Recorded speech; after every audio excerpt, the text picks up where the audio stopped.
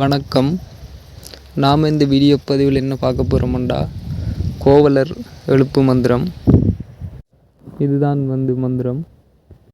ஓம் திரிபுர சுந்தரி ஏறு திருமுகம் சினந்து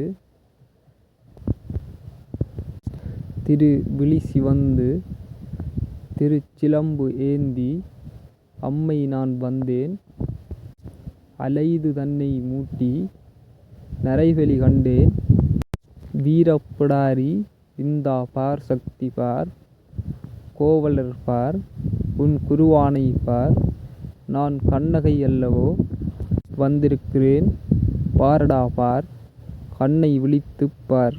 இதுதான் மந்திரம்.